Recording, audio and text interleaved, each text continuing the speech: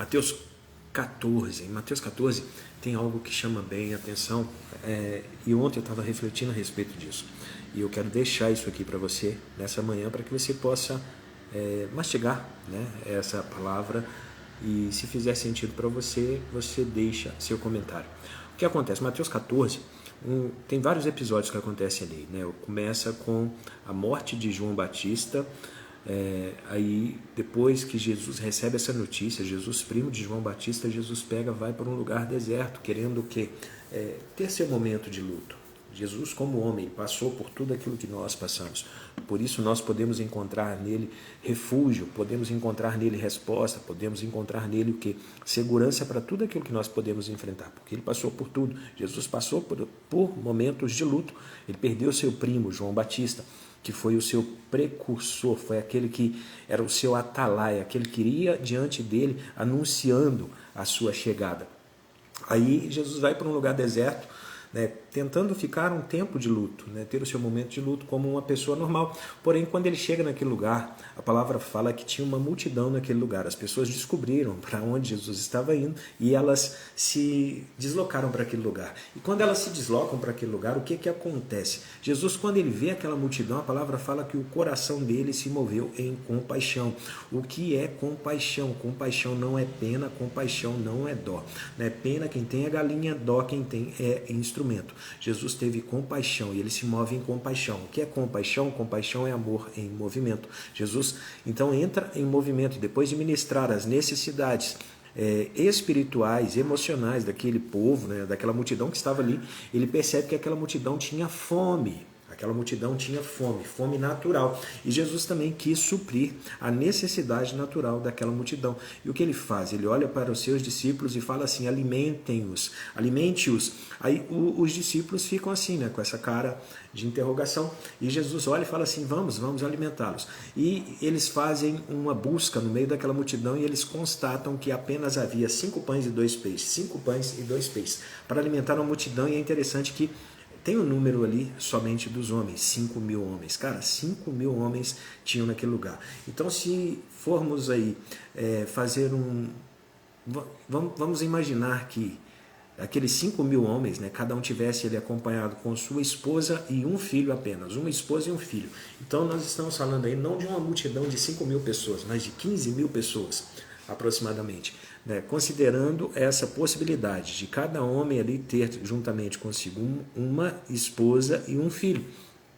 Então, vamos considerar uma multidão de 15.000 pessoas. Jesus, ele chega para os discípulos, né, e os discípulos trazem para ele 5 pães e 2 peixes. Ele fala: 5 pães e 2 peixes, cara, o que dá para fazer? Né? Olhando na ótica natural, o que dá para fazer com 5 pães e 2 peixes para alimentar uma multidão?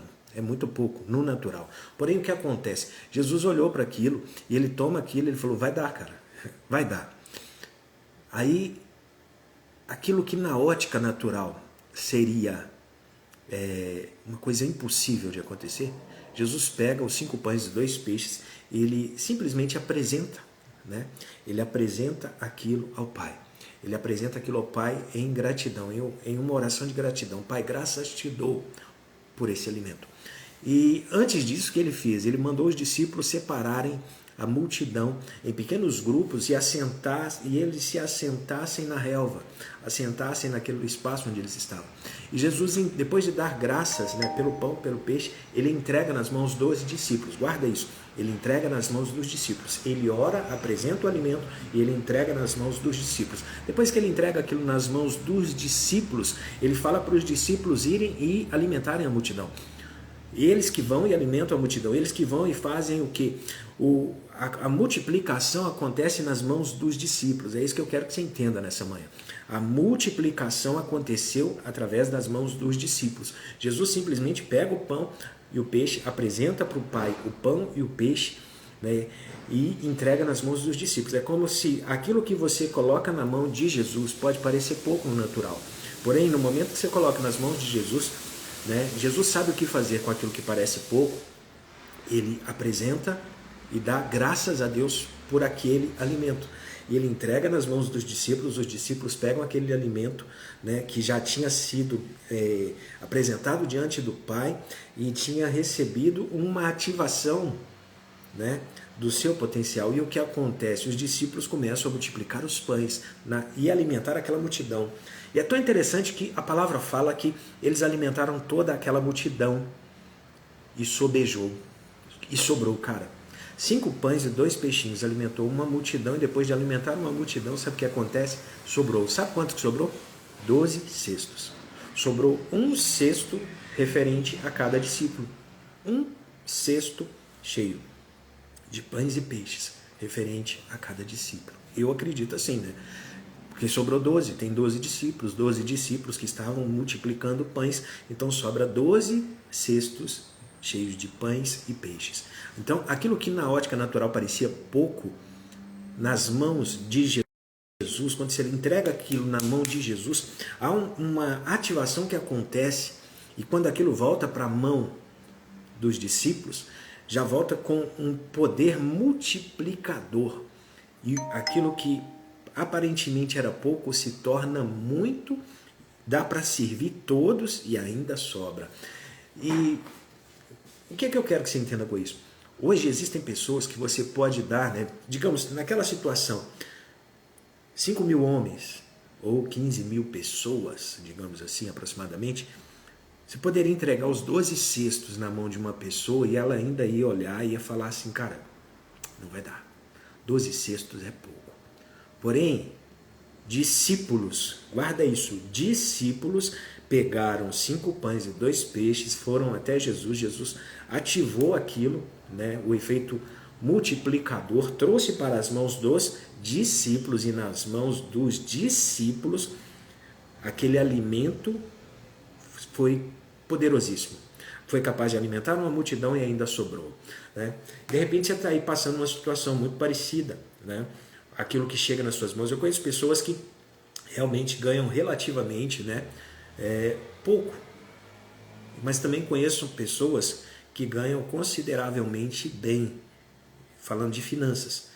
Eu conheço pessoas que ganham pouco e elas fazem justamente isso que os discípulos fizeram com Jesus. Eles pegam aquilo que aparentemente é pouco, colocam diante de Jesus. Falam, Jesus, abençoa. Gratidão. Pai, graças eu te dou por meu salário, graças eu te dou por essa quantia, graças eu te dou por esse valor, graças eu te dou. Aí sabe o que acontece? Eu já vi pessoas, e eu vivi isso, eu vi minha mãe várias vezes na minha infância fazendo isso, pegando aquilo que era pouco e na mão dela multiplicava. Eu vi minha avó fazendo isso, pegar o pouco e fazer multiplicar, sabe? Pagava tudo, podia não sobrar, cara, mas pagava tudo, dava, não ficava no vermelho. E eu conheci várias pessoas ao longo dos anos que viveram essa experiência, que viveram isso. E a chave é o que? A gratidão. A chave é sempre a gratidão. A gratidão, cara, ter um coração grato com aquilo que você tem. É muito fácil você falar que vai ser grato quando você pode ter alguma coisa, mas é muito importante hoje você parar e identificar aquilo que você tem na sua vida e que de repente você não tem conseguido experimentar o maior potencial disso. Sabe por quê? Falta gratidão. Eles pegaram aquilo que parecia pouco, colocaram na mão de Jesus, Jesus apresenta ao Pai e agradece. Aquilo volta para a mão dos discípulos e os discípulos vão e multiplicam e alimentam uma multidão e sobra 12. Agora, eu também conheço pessoas que ganham consideravelmente bem, têm uma renda muito boa e nunca dá. E nunca dá. E nunca dá por quê? Porque falta a gratidão. Porque falta a gratidão.